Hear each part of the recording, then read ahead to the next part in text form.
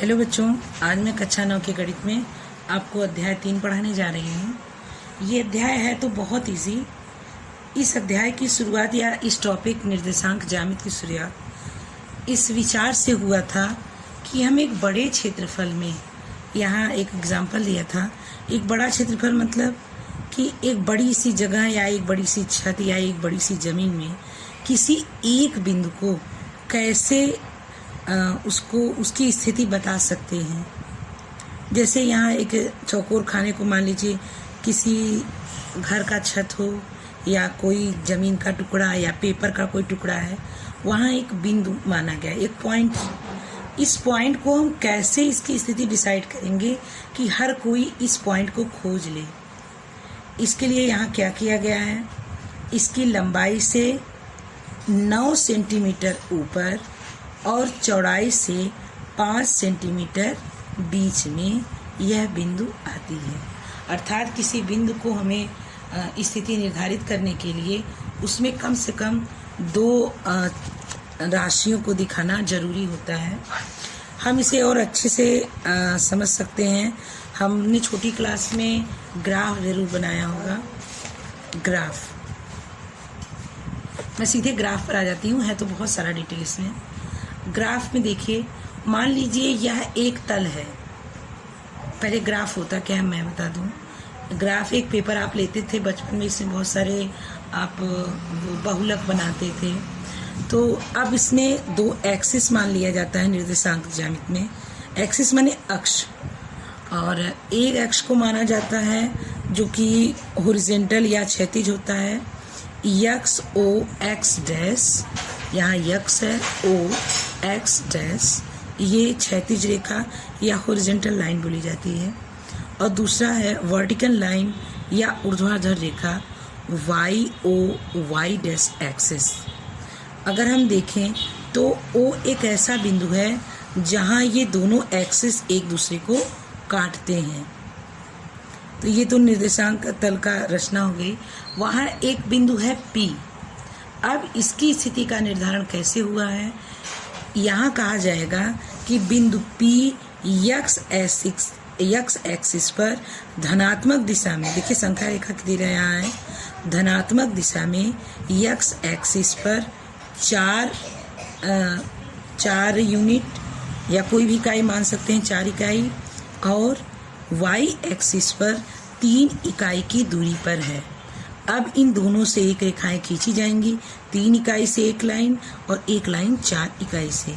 ये दोनों जहाँ कट करती हैं या मिलती हैं वही बिंदु P मान लिया जाता है। हम ऐसे ही इसकी गणना करते हैं तो इस P का मान होगा 3-4-3, मतलब इसकी दूरी एक्स एक्सिस पर 4 और वाई एक्सिस पर 3 होगी।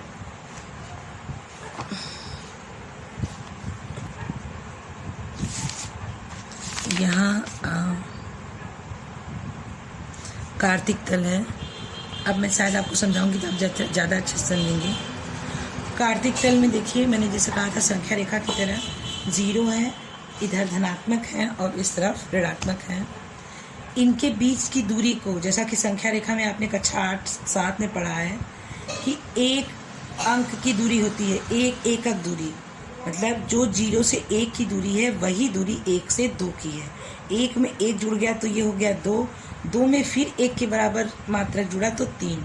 तो ये दूरी 2 अंकों के बीच में 1 होती है, चाहे वो 1 सेंटीमीटर हो, 1 मीटर हो, 1 इंच हो, 1 माइक्रोन हो या कुछ और हो। कार्तिक तल संख्या पद्धति में आपने संख्या रेखा पढ़ा है, और मूल बिंदु कहा जाता है उस बिंदु को जहाँ से दूरियां अंकित की जाती हैं, मूल बिंदु कहा जाता है। और बाकी चीज़ें वही हैं जो मैंने अभी बताई आपको। दकार्ते ने एक तल पर एक दूसरे पर लंब 2 रेखाओं को खींचने और इन रेखाओं के तल पर बिंदुओं का स्थान निर्धारित करने का विचार किया। लंब रेखाएं, या जिसको मैंने अभी आपसे कहा था कि वर्टिकल लाइन, जो वाई ओ वाई एक्सिस होता है, लंब रेखाएं एक तल में स्थित एक बिंदु का स्थान निर्धारण करने के लिए 2 रेखाएं लेते हैं, एक क्षैतिज या हॉरिजॉन्टल, जैसे एक्स ओ एक्स डैश, और दूसरी ऊर्ध्वाधर या vertical Y O Y dash. जैसे यहाँ कुछ फिगर भी दिए गए हैं। ये दो रेखाओं के आपस के चित्र हैं। ये चित्र ही यहाँ ज़्यादातर प्रयोग किया जाता है। वास्तव में ये रेखाएं इस प्रकार की जाती हैं। दो संख्या रेखाएं लीजिए, यक्स डैश यक्स और Y dash Y. X dash X को क्षैतिज, वाई डैश वाई को ऊर्ध्वाधर रेखा कहते हैं। दोनों रेखाओं का संयोजन इस प्रकार कीजिए कि दोनों रेखाएं एक दूसरे को मूल बिंदु O पर काटती हों। यक्स डैश यक्स को यक्स एक्सिस या यक्स अक्ष और वाई डैश वाई को वाई एक्सिस या वाई अक्ष कहते हैं। ये जहाँ काटती हैं उसे मूल बिंदु या ओरिजिन पॉइंट कहते हैं, जो कि यहाँ है O। ओ यक्स और वो वाई की दिशा, ये चीज़ मैंने नहीं बताया था आपको। यहाँ देखिए, ये पॉजिटिव है, ये निगेटिव, इसी तरह ऊपर वाला पॉजिटिव, जीरो के बाद नीचे निगेटिव। तो यहाँ ओ एक्स और ओ वाई धनात्मक मान के होंगे, और जब भी कोई ऋणात्मक मान आएगा तो वो ओ एक्स डैश और वो वाई डैश पर होंगे। दोनों अक्ष तल को 4 भागों में विभाजित करते हैं। 4 भाग, 1 2 3 4। इसे प्रथम चतुर्थांश, इसे तृतीय, या यहाँ है वामावर्त। पहले वामावर्त में बता दूं। वामावर्त माने होता है बाएं हाथ की तरफ ऐसे घूमना, और इसे भी कहते हैं anti clock wise. Anti clock मतलब आपने साइंस में पढ़ा होगा, क्लॉक हमेशा ऐसे चलता है, सुई उसकी ऐसे घूमती है, इसे कहते हैं, मैं बुक पर लिख रही हूँ, क्लॉक वाइज आप मत लिखिएगा। और जो ऐसे चलता है, ऐसे ऐसे घूमता है, उसे कहेंगे एंटी क्लॉक वाइज, या घड़ी की दिशा में या घड़ी की विपरीत दिशा में, या इसे वामावर्त और इसे दाहिनावर्त भी कहते हैं। तो एंटी क्लॉकवाइज में इसे कहेंगे फर्स्ट क्वाड्रेंट्स या प्रथम चतुर्थांश। ये होगा आपका द्वितीय चतुर्थांश, ये होगा तृतीय चतुर्थांश, और ये होगा चतुर्थ चतुर्थांश। जिस तरह ये लिखा गया है, देखिए उल्टी दिशा में घुमा है ऐसे, और ये हो गया एंटी क्लॉक वाइज। आइए हम देखते हैं ये कितना महत्वपूर्ण है। तो मैंने ये पहले ही समझाया, क्योंकि ये समझना आपके लिए ज़्यादा आसान था, आपने इसको किया हुआ है। वाई अक्ष से बिंदु P की लंबिक दूरी यक्ष अक्ष की धनात्मक दिशा में मापा गया है, जो कि है PN बराबर OM। PN बराबर OM। 4 यक्ष अक्ष से P की लंबिक दूरी, जो कि धनात्मक दिशा में PM बराबर ON। PN बराबर OM, जो कि 3 है। इन दूरियों की सहायता से हम बिंदुओं का निर्धारण करने में कोई भ्रम न रह जाए, इसलिए निम्नलिखित बातें होती हैं। पहला, एक बिंदु का यक्ष निर्देशांक या एक्स कोऑर्डिनेट वाई अक्ष से इस बिंदु की लंबिक दूरी है। यक्ष अक्ष का क्या कोऑर्डिनेट होगा? ये वाई अक्ष पर लंबिक दूरी होगी, ये यहाँ से यहाँ तक, और जो कि यक्ष अक्ष की धनात्मक दिशा में धनात्मक और यक्ष अक्ष की ऋणात्मक दिशा में ऋणात्मक होगा। OM ही इसकी लंबिक दूरी होगी। अब बिंदु P के लिए यह +4 होगा। देखिए प्लस दिशा में है, तो x का निर्देशांक होगा +4, मतलब x एक्सिस पर प्लस वाली दिशा पर ये 4 यूनिट गिना जाएगा या लिखा जाएगा। यक्ष एक्स की ऋणात्मक दिशा में ऋणात्मक होगा, अगर -4 होगा तो हम इस तरफ गिनेंगे। बिंदु P के लिए यह +4 और Q के लिए यह -6 है। यहाँ Q है जो कि माइनस दिशा में 6 गिना गया है, ये उसका x एक्सिस है। तो y एक्सिस क्या होगा? जो y पर दूरी गिनी जाएगी। y पर देखिए 3 यूनिट है, y एक्सिस P का मान 3, और Q के लिए y एक्सिस पर मान है -2।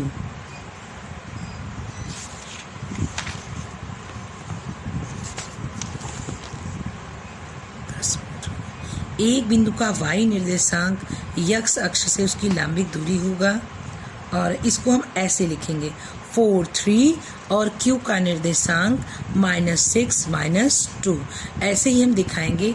यहाँ 4 का मतलब है पहला अंक x एक्सिस है और दूसरा 3 y एक्सिस पर खींचा जाएगा। Q में -6 का मतलब है x एक्सिस में ऋणात्मक O x डैश में और -2 का मतलब O y डैश पर ये खींचे जाएंगे। आज के लिए इतना ही।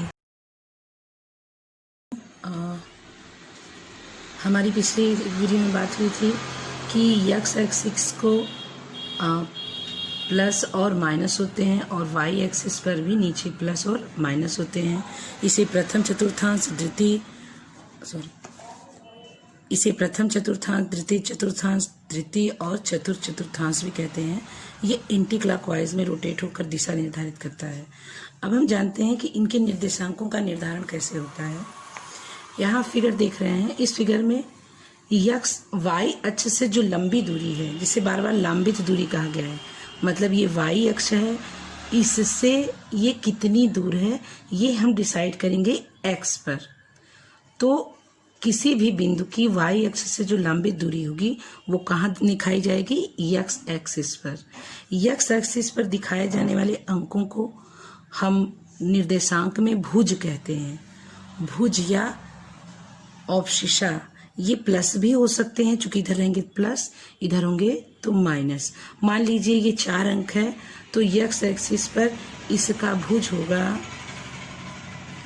4 और इधर ये कितना है? -6, तो इस तरफ होगा -6। वहीं y एक्सिस के मापों को कोटि कहा जाता है। यह भी प्लस और माइनस होते हैं।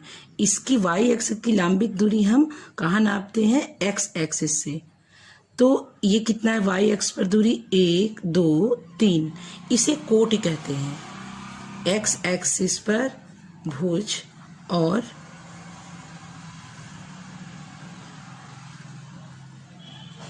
y एक्सिस पर, इसे इन अंकों को कोटि कहते हैं।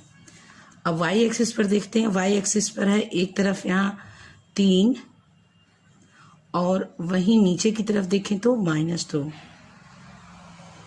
अब हम किसी एक बिंदु हमारा है एक P और एक Q।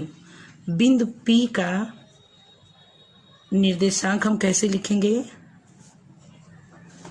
निर्देशांक होगा, पहले भुज लिखा जाएगा मतलब x एक्सिस का मान, फिर कोटि लिखा जाएगा। अर्थात बिंदु P का निर्देशांक x एक्सिस पर कितना है? 4 और y एक्सिस पर कितना है? 3। तो इसको लिखेंगे 4 कामा लगा के 3। इसका मतलब है अगर हम एक एक्सिस खींचें, ये x है, x डैश है, O है, y और y डैश है, तो अगर एक कोटि दिया रहे कि एक बिंदु है जिसका कोटिमान 4 और 3 है, यह कहाँ पड़ेगा? तो हम क्या करेंगे? भुज वाली माप 4 को कहाँ नापेंगे? इसको नापेंगे x एक्सिस पर, क्योंकि प्लस है इसलिए ऊपर की दिशा में, और इसे हम कहाँ करेंगे? y एक्सिस पर, क्योंकि यह भी प्लस है, ये आगे ऊपर की दिशा में होगा। तो यहाँ देखिए हम बना रहे हैं। मान लीजिए 4 बिंदु है तो हम एक नॉर्मली हाथ से पैमाना बना रहे हैं। आप स्केल से भी इसमें सेंटीमीटर मान के खींच सकते हैं। 1, 2, 3, 4। तो ये कहाँ गया? 4 और ये है 3, 1, 2, 3, ये हो गया यहाँ। तो ये बिंदु क्या है? हमारी P, जिसका निर्देशांक क्या है? पहले x एक्सिस या भुज का मान 4 और कोटि का मान 3। हम किसी भी बिंदु पर निर्देशांक ऐसे ही बनाएंगे। आगे के क्वेश्चन कुछ ऐसे ही हैं आपके।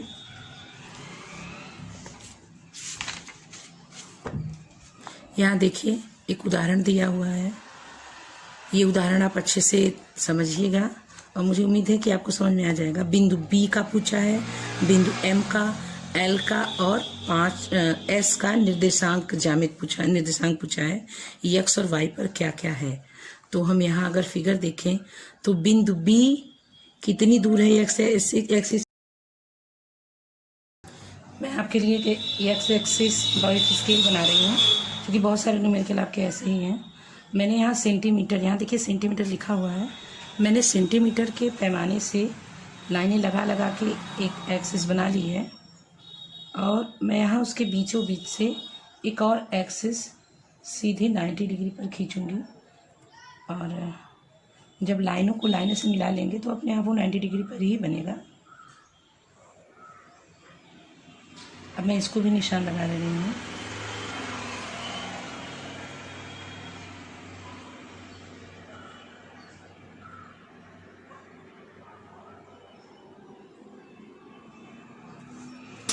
आपको पता है ये x है, जहाँ काटेंगे उसे O कहेंगे और x डैश एक्सिस इसको हम कहेंगे क्षैतिज अक्ष भी कहते हैं और ये y डैश इसको ऊर्ध्वाधर अक्ष भी कहते हैं, जहाँ काटता है उसको वो कहते हैं। ऐसे क्वेश्चन भी पूछे गए हैं। अब इसमें हम आते हैं चैप्टर 3.3 के इस वाले क्वेश्चन पर। किसी चतुर्थांश में किसी अक्ष पर बिंदु -2 4, यहाँ आप देख रहे हैं -2 है और आपको ये पता है ये भुज है या ये एक्स एक्सिस पर मान होता है। माइनस दिशा एक्स एक्सिस की कहाँ होती है? इधर। तो हम यहाँ करेंगे -1 -2, ठीक है। और अगला है 4 जो कि है कोटि मतलब वाई एक्सिस पर, तो ये प्लस है तो वाई एक्सिस पर ऊपर की तरफ जाएगा। तो हो गया 1 2 3 4। तो अब हम एक स्केल लेंगे और बेहतर होगा पेंसिल का यूज़ करें। देखिए लांबिक दूरी 2 कहा गया था ना, हम y से लांबिक दूरी 2 लगा रहे हैं और यहाँ से यही दूरी 4 होनी चाहिए। तो बिंदु हमें मिल गई कौन सी? ये बिंदु हमारी हो गई, ये कोई भी एक बिंदु हो गया और इसका मान क्या हो गया? -2 और 4, -2 और 4। चूँकि -2 ओ एक्स डेक्स का मान होगा, इसका मान माइनस होता है, यहाँ प्लस होता है, यहाँ प्लस और यहाँ माइनस। ठीक इसी तरह आप आगे कर लेंगे। मैं दूसरा क्वेश्चन आपको बता रही हूँ। यहाँ एक सारणी वाइज दिया गया है, -2 एक्स का मान 8 y का मान -1 7, -x का मान है आपको पता है कि ओ एक्स डैश में चलेगा। 0 बता दूं, 0 देख के थोड़ी प्रॉब्लम हो रही है आपको। 0 का मतलब होगा वो बिंदु यहीं रहेगा, x पर 0 पर ही रहेगा, ना प्लस और ना माइनस। ये 0 और अगला है y पर -1.25, अर्थात ये अगर हो गया -1 और ये -2 और ये बीच के हो गए और ये इसके यहाँ, तो ये हो गया -2.5। तो ये बिंदु कहाँ होगी? यहीं होगी। मान लीजिए ये बिंदु हमारी हो गई है ABCDF, तो ये C बिंदु का मात्रक है। तो यहाँ हम लिखेंगे C बराबर 0, C बिंदु का नाम और उसका निर्देशांक होगा 0 -1.25। ये है इसकी बिंदु। और इसी तरह है 1 और 3, x पर आपको 1 ले जाना है यहाँ और y पर 3। हम स्केल से इसको मिला सकते हैं डॉटेड लाइन से और फिर यहाँ भी डॉटेड लाइन से। तो ये बिंदु हमारी मिल गई। मान लीजिए इस बिंदु को मैंने D यहाँ लिखा है, तो D बराबर पहले x का मान लिखेंगे, x का मान है 1 और y का मान है 3। इसी तरह 3 - 1 है और ऐसे ही बहुत सारे क्वेश्चन हैं। बहुत इजी है, आप लगा लोगे।